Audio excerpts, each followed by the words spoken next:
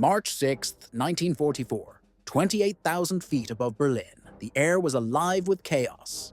Contrails twisted across the frozen sky as the 56th Fighter Group dove into what would become the most ferocious air battle ever witnessed over Europe. Engines roared. Tracers carved glowing scars through the clouds. And amid that storm, something extraordinary happened. For months, German pilots had relied on a single, unbeatable move. When a Thunderbolt got too close, they'd pull sharply upward, vanishing into a near-vertical climb. The heavy P-47 couldn't follow. Its engine screamed, its wings shuddered, and it would stall out as the lighter German fighters slipped away. That trick had saved countless Luftwaffe pilots. But not today. On this bitter March morning, the impossible unfolded. The Thunderbolts stayed locked onto their targets, matching every climb, every roll, every desperate escape attempt. At 28,000 feet, both planes were barely flying, wings trembling on the edge of stall. But the Americans held steady. Then, the air erupted with gunfire. 50 caliber rounds tore through the thin air, smashing into German aircraft. Trails of black smoke twisted downward as pilots ejected into the icy void below. By the end of the mission, the 56th Fighter Group had downed 11 enemy planes without losing a single Thunderbolt. Something fundamental had changed. Small mechanical upgrade, a new propeller design, had erased the Thunderbolt's most crippling flaw and flipped the balance of air power over Europe. But this revolution didn't begin in the skies. It started months earlier, in freezing workshops and wind tunnels, deep in the winter of 1943. While bomber crews fought and died over Germany, engineers back home fought their own invisible war. A battle of equations, metal, and airflow. Every day, combat reports poured in from England. German fighters climbing out of reach, Thunderbolts left behind. The problem seemed simple, yet it was killing men. The P-47's Pratt & Whitney R2800 engine could unleash 2,000 horsepower, but that strength meant little if the plane couldn't climb. The culprit, the Curtiss electric propeller. Its narrow blades were built for high-speed cruising, slicing through the air efficiently at 350 miles an hour. But during slow climbs, those thin blades simply couldn't grip enough air to turn horsepower into lift. Engines roared at full throttle, fuel vanished, temperatures spiked, and the plane barely climbed. In January 1943, inside Republic Aviation's headquarters in Farmingdale, Long Island, lead engineer Alexander Kartveli pored over field reports from the front. His pilots were being outflown and outclimbed. German Focke-Wulfs and Messerschmitts reached combat altitude faster, struck first, and escaped unpunished. Every second of delay in climb rate meant another bomber squadron torn apart. Another pilot not coming. Home. Some commanders even questioned whether the Thunderbolt still belonged in the war. Kartveli refused to accept that. He knew the issue lay in propeller efficiency, the delicate balance between blade area and drag. At high speeds, narrow blades worked beautifully, but at low speeds, during climbs, they needed more surface area to bite into the air and push the aircraft upward. The solution seemed straightforward: make the blades wider. But in practice, it was a nightmare. Change the blade shape even slightly, and the entire aircraft's aerodynamics shifted. The wrong geometry could trigger violent vibrations, shake the engine loose, or make the plane uncontrollable. During takeoff, Republic Aviation needed a miracle. A propeller, powerful enough to transform the Thunderbolt without redesigning the aircraft. 2 American companies stepped up. Curtiss-Wright, the maker of the original narrow-blade propeller, and Hamilton Standard, known for its rugged propellers across the US military. Both knew this wasn't just a contract. It was a race that could decide thousands of lives. Throughout the brutal winter of 1943, both teams worked relentlessly. Wind tunnels roared day and night. Engineers tested blade shapes, measured torque loads, and studied vibration harmonics. Every wasted hour meant another pilot might not come back. Then, at Hamilton Standard, a radical idea took shape. Instead of razor-thin blades slicing through air, what if the propeller grabbed it? Like a paddle digging through water. The engineers designed a bold new paddle blade, wider, flatter, and almost rectangular for most of its length, before tapering near the tip. To traditional aerodynamics experts, it looked clumsy, even ugly. But when the tests came in, jaws dropped. The new propeller generated far more thrust at low speeds, yet barely reduced the plane's top speed. Curtiss-Wright countered fast. They produced their own wide-blade design, more traditional in outline, with elliptical edges, but far greater surface area. They even added blade cuffs near the hub to smooth airflow and reduce vibration. Both designs were revolutionary. A massive leap beyond the Thunderbolt's original narrow blades. And soon, those broad new propellers would change the war in the skies forever. April 1943, at Republic Aviation's Long Island facility, 2 sets of wooden crates arrived, each holding a new kind of propeller. Inside were prototypes from Hamilton Standard and Curtiss-Wright, the 2 rivals racing to solve the Thunderbolt's greatest flaw. Testing began immediately. Republic's engineers and test pilots worked side by side, running flight after flight from dawn until sunset, and sometimes through the night. At Wright Field, Ohio, military evaluators joined the trials. The results were astonishing. Both designs delivered the breakthrough everyone had hoped for. The Thunderbolt's climb rate surged, transforming a sluggish brute into a machine eager to leap skyward.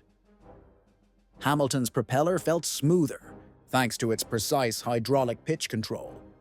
Curtiss's version, on the other hand, fit seamlessly into existing systems and could be installed easily on Thunderbolts already serving overseas. There was no clear winner. Each had strengths the other lacked, and with pilots dying daily over Europe, there was no time to waste debating perfection. The Army made a practical decision: approve both. Hamilton Standard's paddle blade propellers would go on new Thunderbolts built at Republic's Farmingdale, New York plant, starting with the P-47D-22 model. Curtiss-Wright's design would be fitted to aircraft rolling out of Evansville, Indiana, and shipped overseas as retrofit kits for older models already in combat. It was a rare dual-source strategy, one driven by urgency. The goal wasn't theoretical superiority. It was speed. Every week saved meant more lives spared in the air. And as a bonus, it added a layer of confusion for German intelligence, who'd soon struggle to understand why some Thunderbolts behaved differently from others.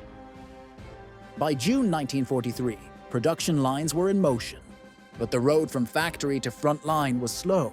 Manufacturing bottlenecks and testing delays meant that the first operational aircraft didn't reach England until late December.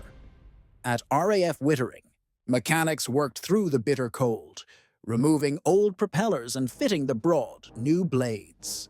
By early January 1944, the 56th Fighter Group, based in Boxted, Essex, had completed its transformation. Their commander, Lieutenant Colonel Hubert Zemke, immediately sensed the implications. For the first time, his men could climb fast enough to fight in the vertical, a maneuver that had once been suicidal in the old Thunderbolts. Through January, Zemke led relentless training flights. His pilots learned entirely new tactics built around their aircraft's reborn agility. He drilled them in climbing spirals, once a death trap, now a weapon. He taught them how to pull sharply up when a German fighter tried to escape, converting speed into altitude, then dive again with deadly energy. Before the paddle blade propellers, such moves left the P-47 sluggish and exposed. Now, they were devastating. January 4th, 1944, the 56th Fighter Group launched its first full missions, with every aircraft equipped with paddle blade, propellers. The difference was immediate and unforgettable. Pilots felt their 7-ton Thunderbolts surge skyward with a hunger that seemed impossible. In vertical maneuvers, the planes held their energy like never before. For the first time, Thunderbolt pilots could chase German fighters upward and stay with them. Their next test came soon enough. By late January, the improved Thunderbolts began escorting bombers deep into Germany.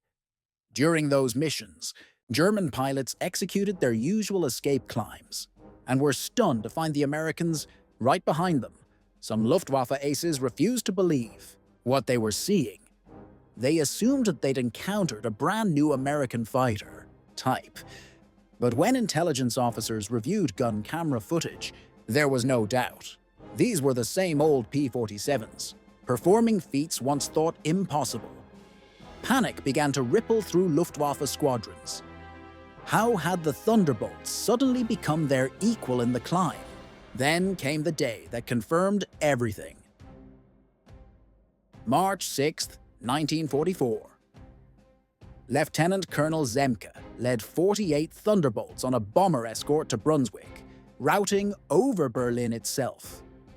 Luftwaffe controllers scrambled over 80 Messerschmitt 109s and Focke-Wulf 190s to intercept.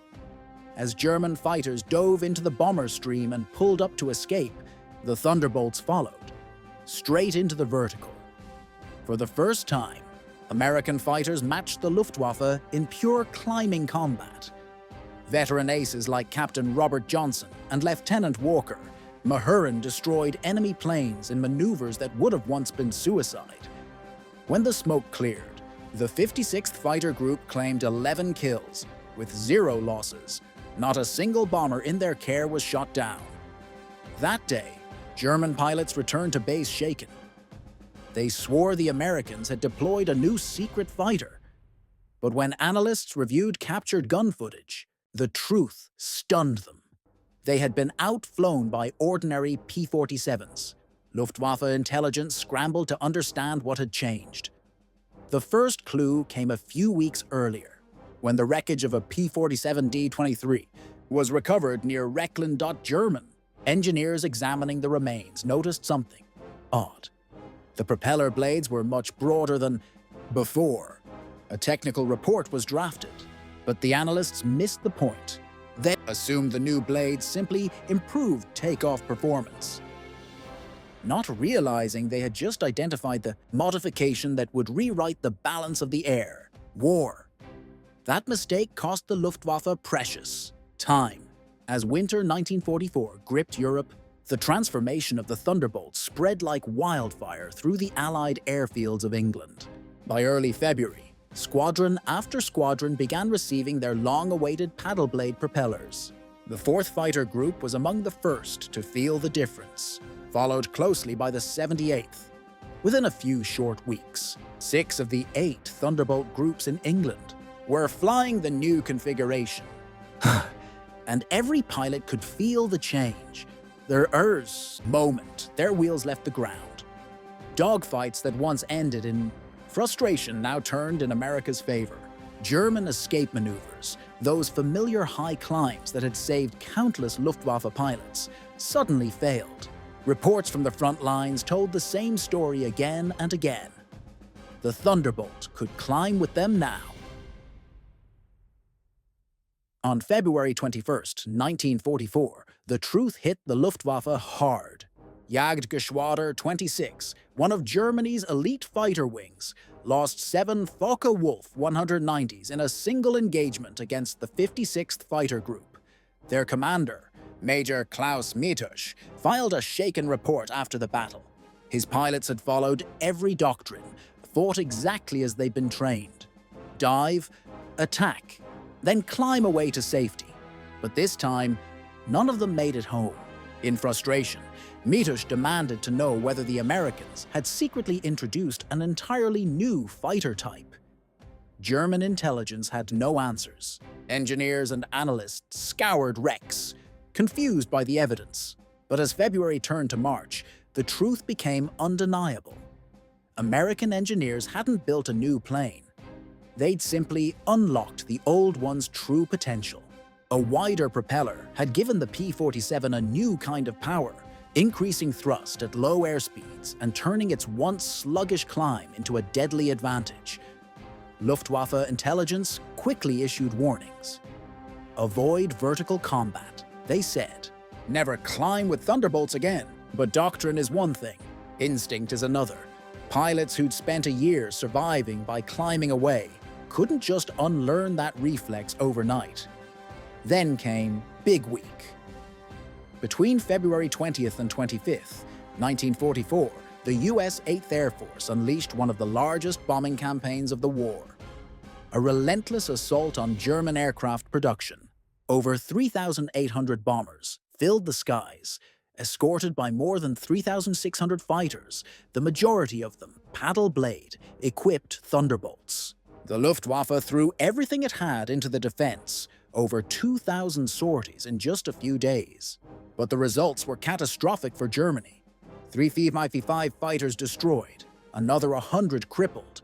While American fighter losses numbered only 28, the tide had turned.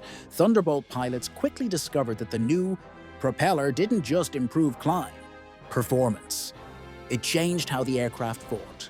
The added thrust gave them explosive acceleration, coming out of dives, letting them regain energy almost instantly. Instead of one attack run, they could now dive, strike, and climb again. A relentless rhythm that kept German fighters on the defensive. Even in slower turns, the P-47's newfound power meant it no longer bled energy the way it once had. While it still couldn't outturn a Messerschmitt or Focke-Wulf in flat horizontal combat, it could now sustain tight climbing turns long enough to rob the enemy of any advantage. Among the pilots who mastered these new tactics, Major Francis Gabby Gabreski stood apart. Leading the 61st Fighter Squadron of the 56th Group, Gabreski developed what became known as the climbing spiral.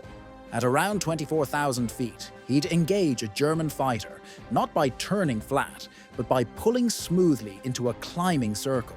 The enemy, thinking the Thunderbolt would soon stall, followed him upward. But Gabreski's P-47 held its speed, powered by that massive propeller. Round after round, he'd spiral higher until the German aircraft lost its energy, stalled, or peeled away. Then Gabreski would roll over, dive, and strike, ending the fight with deadly precision. He went on to claim 28 aerial victories, every one of them in the P-47 Thunderbolt, more than any other American ace flying a single aircraft type in Europe. Nearly all his kills came after his squadron received the new propeller. In later interviews, Gabreski was blunt. The paddle blade had transformed the Thunderbolt from a heavy brawler into a hunter. And the beauty of it?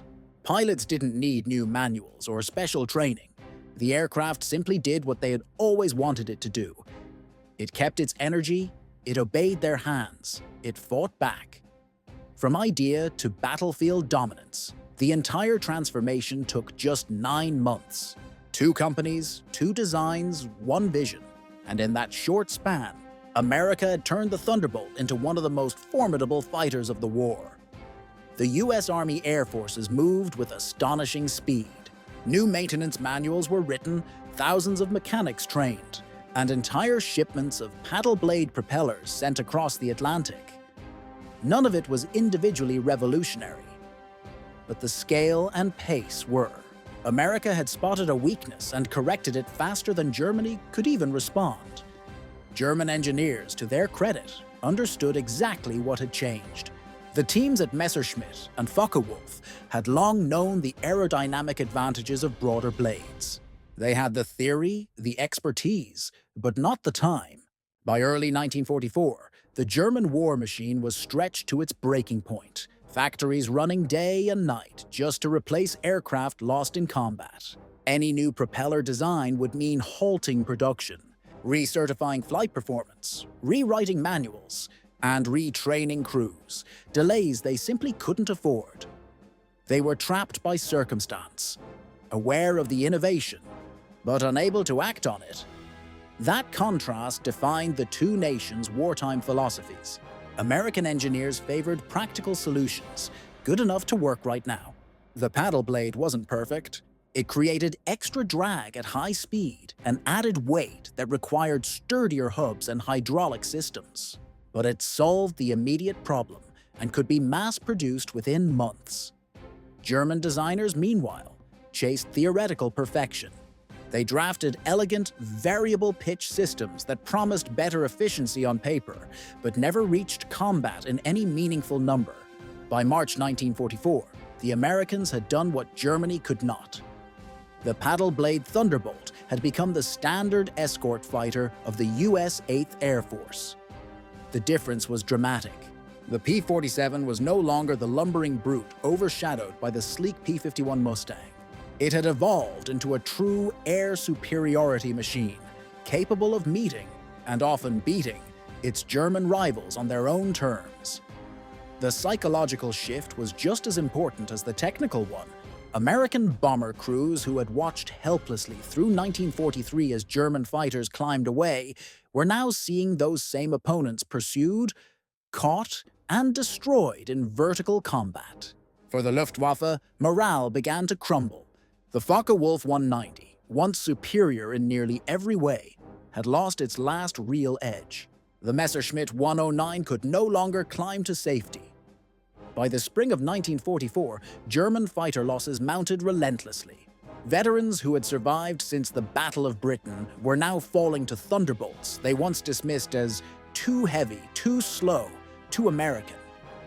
And then came the build-up to D-Day. Throughout May 1944, Allied fighters swept northern France, clearing the skies in preparation for the invasion. P-47s attacked airfields, destroyed aircraft on the ground, and challenged any Luftwaffe fighters daring to interfere. Now, the Germans had a new problem. Their interceptors, scrambling from low-level bases, had to climb toward the high-flying Thunderbolts, cruising at 20,000 to 25,000 feet. But as they climbed, the Americans dove, striking fast, then climbing away again before the Germans could react. On June 6, 1944, as Allied troops stormed the beaches of Normandy, the skies belonged to the Thunderbolt. All day long, P-47s roared overhead, strafing, bombing, and protecting the invasion fleet. The Luftwaffe managed fewer than 100 sorties over the beaches in the first 24 hours. The Americans flew over 8,700. That level of dominance was no accident. By mid-1944, American fighters were achieving kill ratios of 4-to-1 or better, a result of overwhelming numbers, better training, and yes, the paddle blade propeller that had erased the Thunderbolt's greatest weakness. The numbers told the story. In the first quarter of 1944, before the propeller upgrade, American fighters in Europe averaged a 1.8-to-1 kill ratio.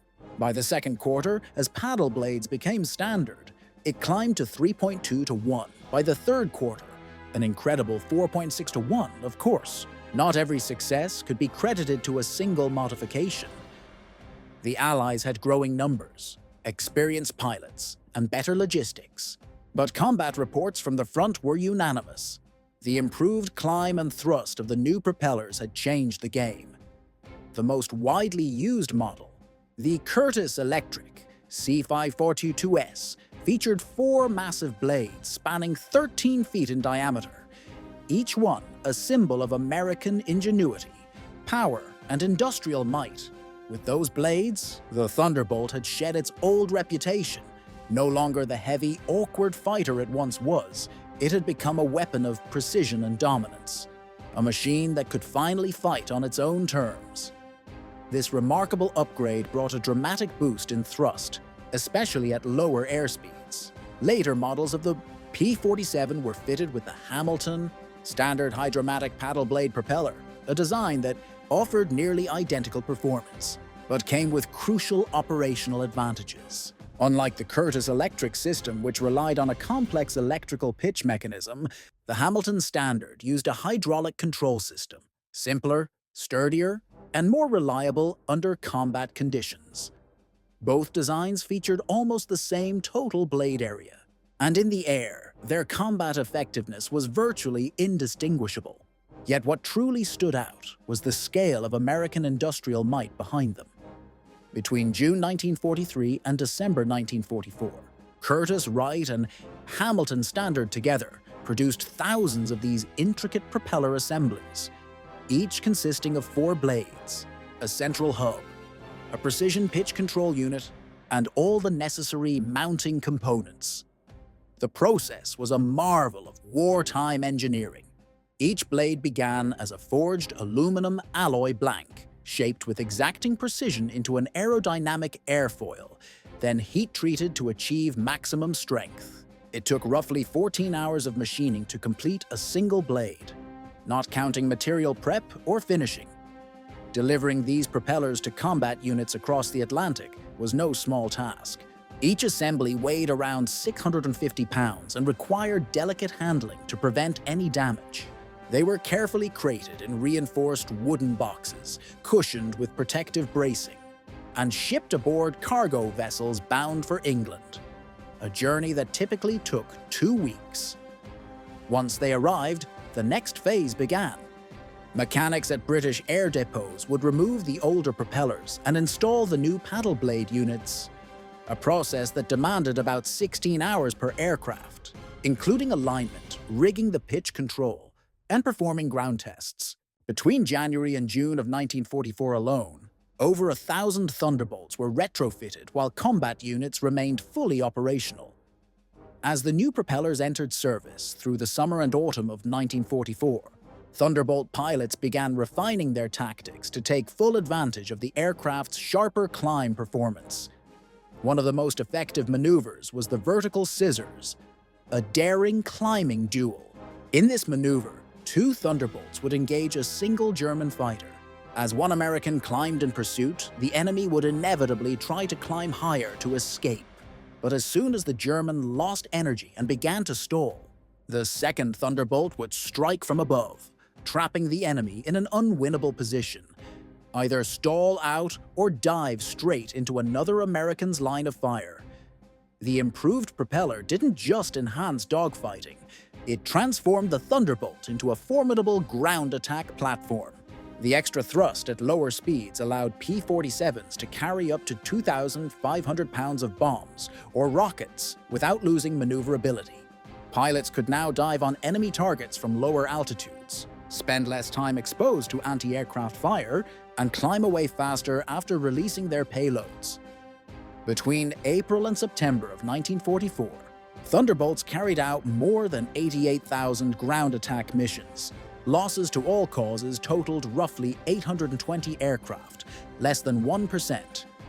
This outstanding survivability and versatility ensured the Thunderbolt's place on the front lines, even after the long-range P-51 Mustang became available.